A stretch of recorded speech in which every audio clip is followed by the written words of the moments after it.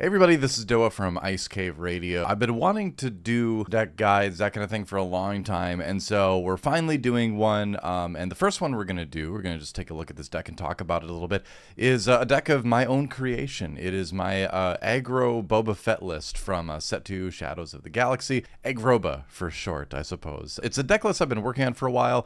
I pulled the Showcase card, and then I'm like, you know what, well I gotta build a deck around the Showcase. You know, there's no choice. So you pull a Showcase, you have to make the deck at least once. I actually have been really enjoying this deck, and I don't think it's like a top tier deck. I think it's like a B plus A minus deck as it is in the right hands. That said, I do think this is a list that can win your local easily. This is a list that can place well in some tournaments, I think. And maybe, honestly, with a bit of polish, this could be a serious contender for like a good aggressive deck. Let's take a look at it. Let's just go card by card, jump into it.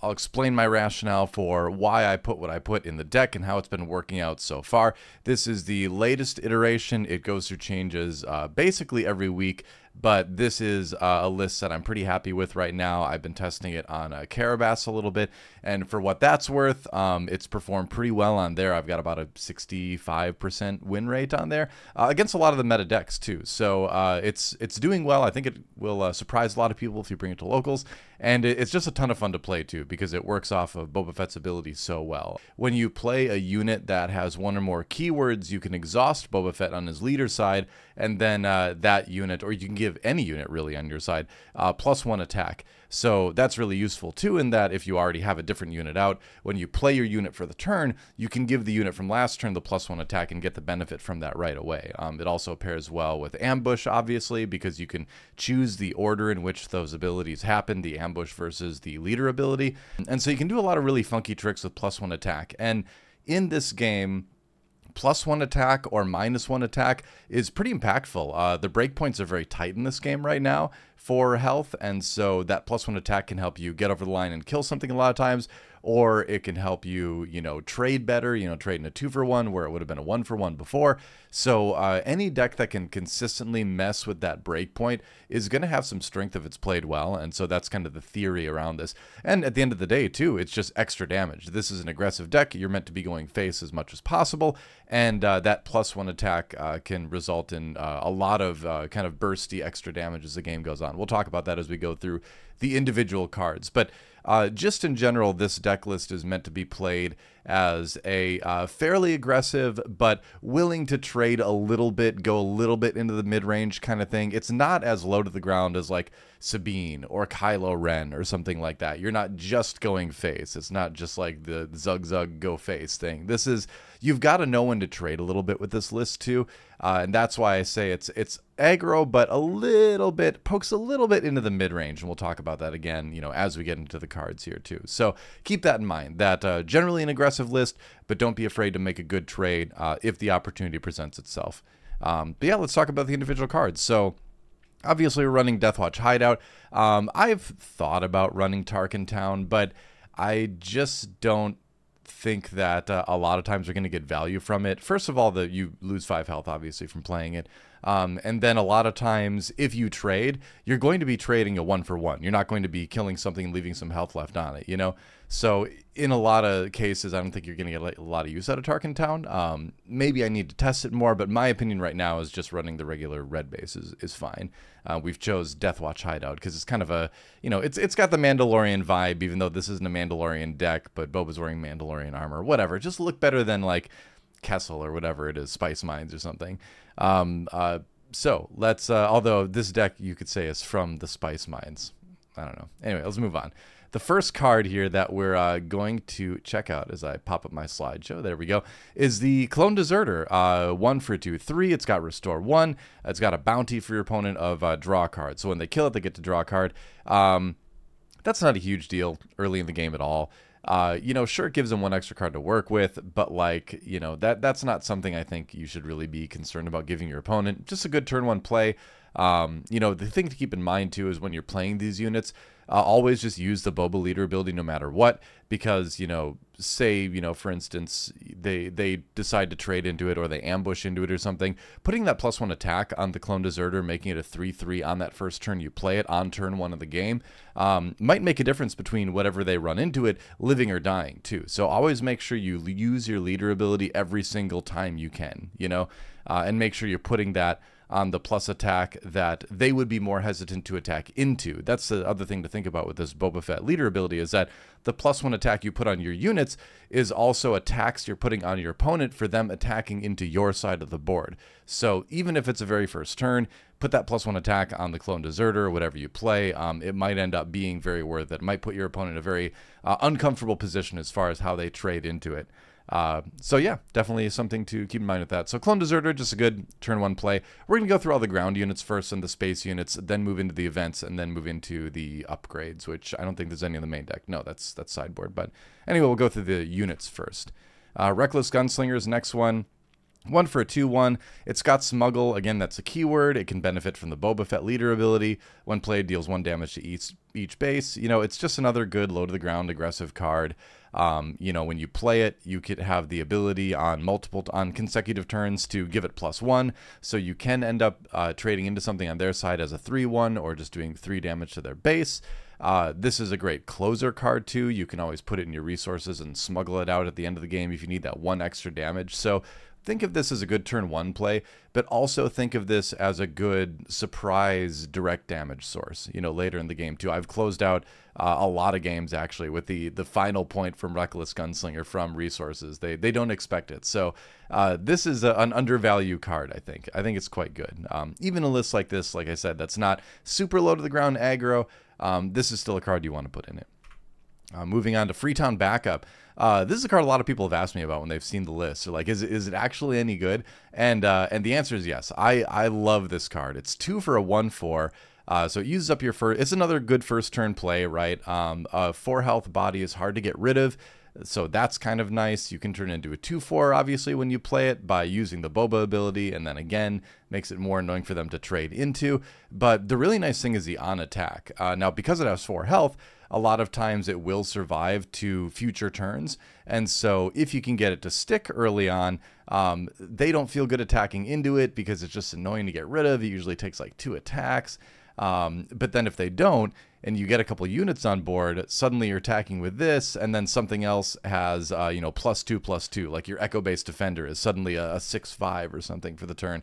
So it can get out of control pretty quick, and I've had some pretty good results with it. And again, you know, using the Boba Fett leader ability just to make it a 2/4 and to attack into something with that, you can get a lot of favorable trades. So I like it. And another instance of smuggle too, where if it goes into resources, you're probably not going to be smuggling it out, but it's there if you need it in, you know, whatever scenario that might be. So it's another good thing to just resource if you don't have a great play for it on the turn.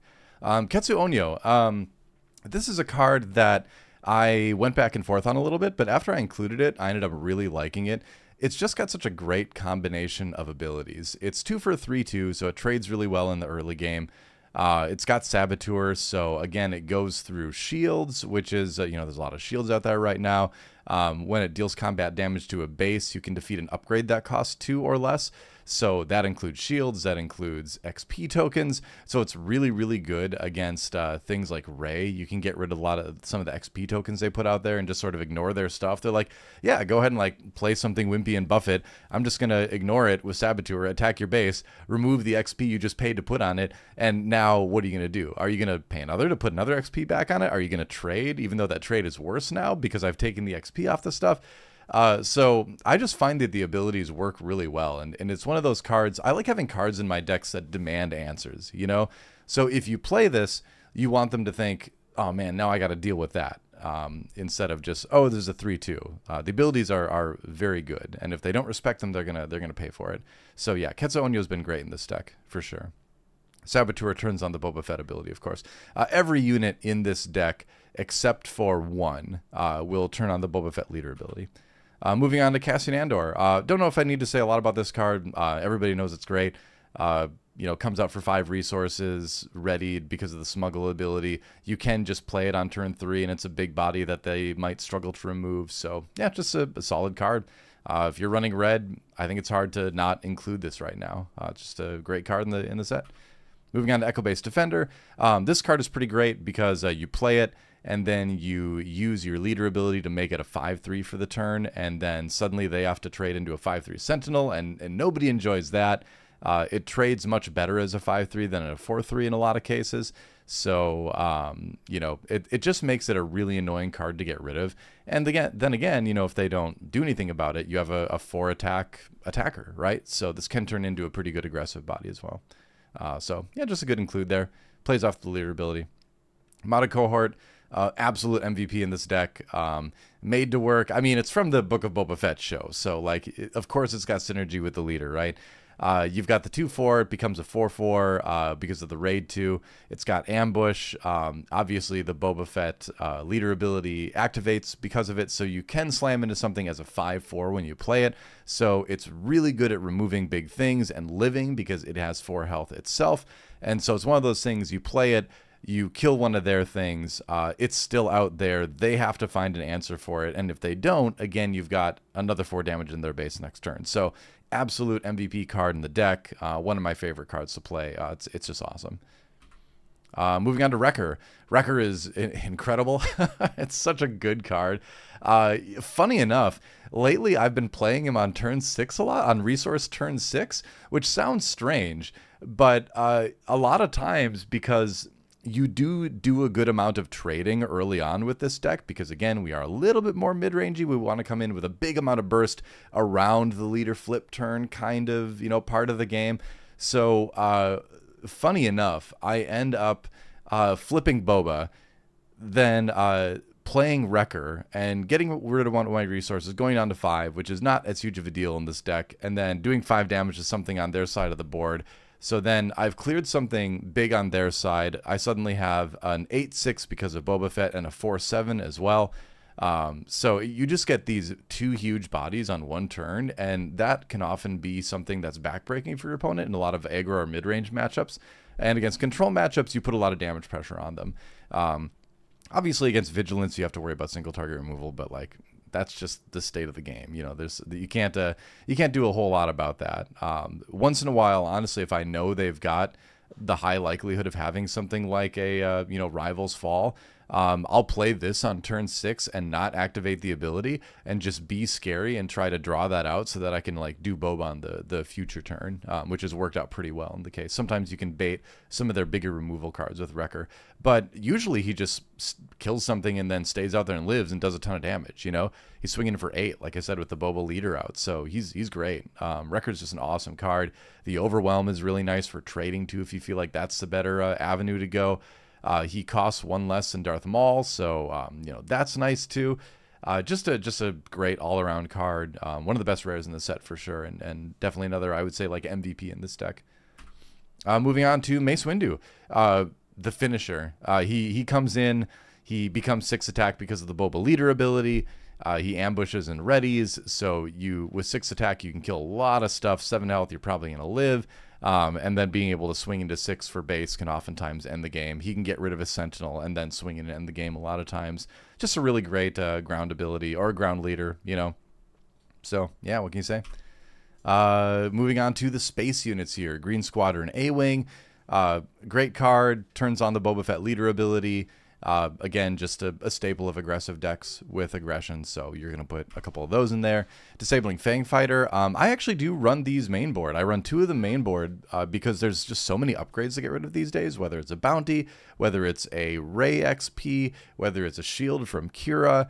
I really don't find a lot of times in my game so far with this list that I'm not happy to have Disabling Fang Fighter in my hand. It nearly always does something just because of the huge amount of upgrades that exist right now. I mean, there's so many people playing like lightsabers and Mandalorian stuff. I mean, it's just got so many targets right now that even though it doesn't even interact with my leader ability at all, I think it's still worth running 2 of these main deck. I've had a lot of use out of it. It's been great. The only unit that doesn't turn on the Boba ability, but worth. Red 3. This is an all-star card in this deck. This plus Boba leader ability means that things are doing +2. So the dream scenario is if you have Red 3 out and then you have Boba flipped, then all of your heroism units, which is all of your attackers except for Reckless Gunslinger and Disabling Fang Fighter again, are getting that raid 1, so everything's hitting for +2, and just having a board of like 2 or 3 units that are all hitting for +2 is just an incredible amount of damage, and honestly game ending in a lot of cases. So red 3 is great. You just slam that card and you're like, all right, do you know how good this card is in this deck? And if they do, they'll get rid of it, which is great. They've used resources to remove your red 3. That's fine. If they don't, then suddenly all your stuff starts hitting for a lot more. Like imagine playing this and then they don't get rid of it, and then Modded Cohort comes in on resource turn 4 and hits something for 6. You know, like it's great. It really buffs a lot of your ambush stuff. It makes everything better. Boba Fett, you know, suddenly hits for 5. Your leader hits for 5 when he's flipped, you know. So red 3 is great. If I had to pick like a top 3 cards in this list, I would definitely pick red 3, Wrecker, and Modded Cohort as probably like the top 3. Those are like the real workhorse cards that your opponent has to respect. Bright Hope. We're getting into where I'm like a little bit fuzzy on some of this. I've gone in and out with Bright Hope. I've got it in right now because it's nice. It's got Sentinel with Boba ability. It's a 3/6, which is significant in the air. And sometimes you do want to bounce things. Again, like if you hit something with your Modded Cohort and it goes down to 1, sometimes it is nice to bounce it, draw a card, and then just have that to play the next turn. So I do use the bounce, but it's not as consistent as I wish it would be, so it's kind of on the bubble. I like it for now. It's gone in and out of the list, but I like it at the moment, and so it's in there as a 2 of. Same goes for the Marauder. You don't often get to get the resource, but just having an ambush in space. With the Boba leader ability, it's a 5/5 ambush in space. You can remove a lot of things with it, so it does end up being pretty useful. And then it's another big body in space. Red 3 is buffing it, you know, so it's if you've got the red 3 out too. So it's got a lot of upside. It's on the more expensive side, so I only have 2 of right now, but I always like it when I play it. I never feel bad playing the Marauder, even if it's not ambushing into something, and even if I'm not generating the resource. This deck doesn't really need to ramp, so that's fine. But that's it for space. Moving on to the events. Here's where it gets kind of spicy. I'm running Outflank now. I'm running 3 Outflank, which I think kind of surprises some people, but where this deck struggles is you get to like the 7 resource turn, the 8 resource turn, and if the game isn't over, you're probably going to lose your board pretty quickly. You're probably not going to win from that point. So what this card is designed to do is to allow you to get a big burst of damage that helps you theoretically end a game that wouldn't be able to be ended otherwise. And in testing so far, this card has performed really well. There are situations where I flip my Boba leader. In a situation where I know they can't kill it, I play the Wrecker. Like I said, I go down to 5 resources, which seems weird. But then on the next turn, so then I take initiative, and the next turn I play this immediately and I attack for 12 to base. So there are a lot of situations where this can result in like a big burst of damage that can end the game. In a situation where you were maybe right about to lose your edge, this can help you maintain that and close things out. So I just started testing this yesterday, but in the games I've played, and I played about 10 games or so, I really like how it's performing so far. So it's not 100% for sure, but right now, so far so good with Outflank. Very impressed. Attack Pattern Delta. That's another card I've been asked about. Obviously, we pay the aspect penalty in this. It's going to cost us 5 because we only have 1 command aspect on our leader. But it's another big instance of burst damage, right? We want to be able to close out the game. So a lot of times I'll use this card when I only have 2 units on board, but that's another +5 damage. So that's either the 5 damage I need to end the game or get close enough that a Reckless Gunslinger can finish it off, or it's a situation where I place it on a couple cards where it makes it really hard for them to trade into me effectively, or I play it in a way that it lets me remove a Sentinel and then attack in for a lot of damage. So it's a really versatile card, and I think of it as +5 stats for 5 resources. And these are essentially 5 stats with ambush, with rush, whatever you want to call it. These are stats you get to benefit from right away. So it gives you that sort of faux attack cheating performance, you know? So if you think of it that way, 5 stats, 5/5 worth of stats for 5 that you can use right away, I think that's great. And again, it's a card that's performed really well for me in this deck. That was a shout out to Charmer as well for suggesting that one. I was like, oh, are you sure? And then I played it and I'm like, oh, this actually works really well. So shout out to Charmer for that suggestion. This was his card edition. Going to open fire, just running 2 open fire right now. I'm not 100% sold on this card, but it is nice to just finish off a leader with it, or, you know, get rid of a sentinel in a way that like doesn't expose your units to danger. It's just one of those like band-aid cards that helps you fix certain situations. So I run 2 of right now. I resource it a lot. I've had good moments with it, but I'm not super thrilled with it. So I think it's decent, but it might not stay in the list. I'm on the fence with that. So Take Captive is a really, really useful card in that it helps you grab a threatening unit or a sentinel or something like that right at the point where if you didn't do it, you were going to lose the game. A lot of the cards in this deck are about fixing situations where you're about to lose your board, you're about to lose the game, and by doing this you won't. So just stealing that crucial unit at the right time, knowing when to play this card, has made the difference. I've won a lot of games off Take Captures, so I'm a big fan of it. Just 2 of right now because you're not usually going to find reasons to play more than 2 of, and you're going to have gone far enough in the deck that you're going to probably have drawn one of them by the time you need it. So yeah, I think 2 of is fine with this, but really, really good card. Again, to just remove whatever unit is the biggest thorn in your side for just a turn or 2 to get in for the final damage. It does a really good job of that purpose. Then U-Wing Reinforcement. This is a card that I really liked early on, but I feel like I'm playing less and less of now. I might cut U-Wing Reinforcement in the future, but I still have turns where it finds a Mace Windu. It finds like an Echo-based defender and a couple different things, or it finds like a red 3 that buffs everything else on the board, you know. So it's definitely a useful card. I don't think it would be right to cut it completely, but I'm not as big of a fan of it being a 3 of right now. I resource it a lot of times, and then a lot of other times the game is over by the time I draw it. So I don't know. I don't know if this deck actually needs U-Wing Reinforcement. I think it's a great card, but I'm not 100% sold that it's useful enough to include as a 3 of, or, you know, or include it all. Maybe I'll have to do some more testing, but it's given me enough good results that it stays in the deck for now. It's definitely not a bad include. You should never feel bad about playing it. But I'm starting to think about it. I know it's unorthodox. In this type of deck, you would think this is always the type of deck you want to run 3 of these in to help you stick around in the mid to late game. But I'm starting to have second thoughts about it, honestly. Still a good card, though. Still definitely a good include for the moment. So that's the deck list. Let's move into the sideboard now a little bit. So we've got Legal Authority for our first sideboard card. Remember, this is another thing that benefits off the plus attack, because you can capture an enemy non-leader unit with less power than what you're attaching Legal Authority to. So this is one of those cards that gets included if you're going into the aggro matchup, if you're playing against a deck that's a little bit lower to the ground than you or something. A lot of times you'll be able to just get like 1 attack higher, and then suddenly Legal Authority is a card that you might not be able to play otherwise, you know? So, because again, like, it doesn't need to maintain that power. It just needs to have higher power when you play Legal Authority, right? It's not like it gets canceled if your power goes back down or something. So you can do some funky tricks with Legal Authority. I don't think it's main deck worthy at the moment because you know, I wouldn't want it in there in the control matchups, you know. So I think it's a good sideboard card that you can bring in and you know, replace Take Captive and like something else with it. I like it a lot. Scanning Officer. This is an underrated card right now as a sideboard card. I think it's really good against decks that like to run tech, against stuff like Han Solo.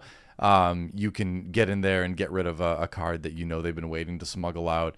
It doesn't benefit from the Boba Leader ability, but it's still a 2/3 for 2, so you get like decent stats for it.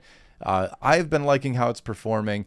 I'm not 100% sold that it's always going to be in the sideboard, but the recent results have been good with it, so I'm leaving it in for now. But it is fun to do because your opponent will hate you for doing this, for scanning their resources. Wolf, I think, is just one of those, when you play aggro and you play you know, red, you're going to be playing Wolf probably because he turns off healing. Great play against decks like Rey, other decks out there that do sort of the mid-rangey healing things because he's got 3 attack, he demands a response. You feel bad using a single target removal on him because he's only a 3/2. It's tougher to trade into him because he, you know, does 3 damage, 4 with Boba Fett's ability. So this card becomes really annoying when you need it to be. So it's just in there. And then 2 home ones. This is a card where I'm like, Yeah, I know some games go long enough to you warrant maybe playing one or two of these. It does search for a red 3, but I'm not sold on it. Honestly, this card's probably coming out of the sideboard soon. I haven't been using it a lot lately, but it's in there for now. I don't think it's a bad include, but feel free to swap this with something else in your own list. But yeah, that's about it. That's our sideboard. That is the deck. And again, it's just it's a ton of fun. I think I might do some gameplay video later with it, but for now, this is just a little look at the deck and all the cards in it, how it performs. Again, the idea with this deck is that you generally want to be going base with this. You would prefer to attack them rather than their units. That said, you definitely need to make some intelligent trade decisions when you're playing this deck to really get the most out of it too. So think of it as an aggressive, again, trending slightly into the mid-range list, and you'll do well with it. It's a really, really fun list to play once you figure out all the shenanigans with what to put the +1 attack on, because the flexibility to put it on any unit you control whenever you play a unit with a keyword opens up a lot of really interesting and unique possibilities. So it's a cool leader, much cooler than I thought it was actually when I first built the deck. I'm having a lot of fun with it. Like I said, it's a deck that is 100% capable of winning your local.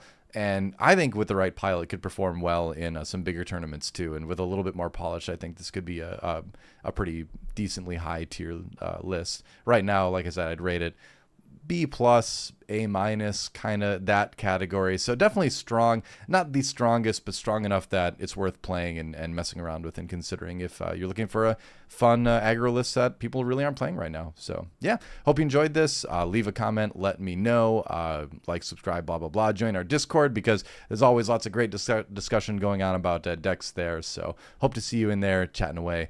Until then, thanks a lot. Do it from Ice Cave Radio. Have a great day, guys.